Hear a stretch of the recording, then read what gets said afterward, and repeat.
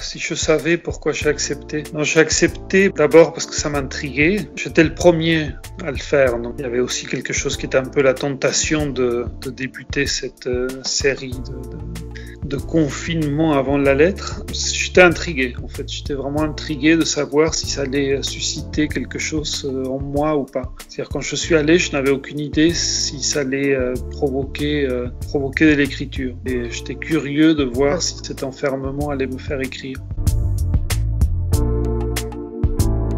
Bon, évidemment, je connaissais le musée, je connaissais un peu l'œuvre de Picasso. Et j'ai eu la chance, pour moi en tout cas, à mon avis, d'y aller et de passer la nuit pendant l'exposition Picasso-Giacometti. J'avais visité l'exposition avant, mais ça a été assez étrange. Je le raconte un peu dans le livre, mais dans un premier temps, l'idée d'être là pour répondre à une invitation m'a un peu dérangé. J'aime beaucoup aller dans les musées, mais j'aime bien y aller quand moi j'ai envie et que ce soit un peu plutôt dû au hasard des voyages ou des promenades. Donc là, il y a eu un premier moment où c'était un peu difficile, où j'avais l'impression qu'il me fallait regarder des œuvres alors que je n'en avais pas forcément envie. Et peu à peu, les longues heures de solitude à l'intérieur du musée ont fait que j'ai eu l'impression, en tout cas, de les voir d'une autre manière.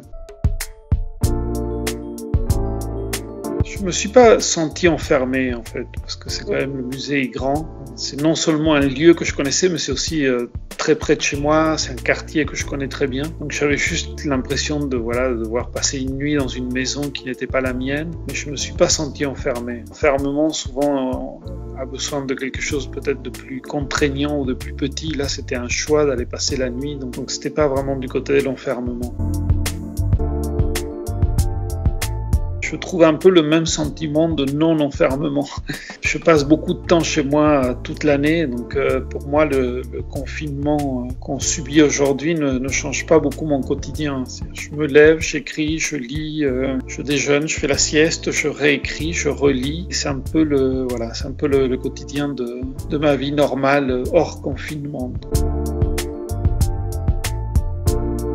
Comme je disais, pour moi, ça ne change pas grand-chose, sauf j'ai l'impression que le reste des gens qui sont confinés ont tendance à moins appeler au téléphone, à moins écrire de mails. Et ça, c'est quelque chose que j'aime bien. J'ai l'impression qu'en ce moment, tout le monde vit un peu sur le rythme lent auquel moi je vis depuis 30 ou 40 ans. Donc j'ai l'impression d'être accompagné par plein de gens dans cette lenteur, et ça me plaît.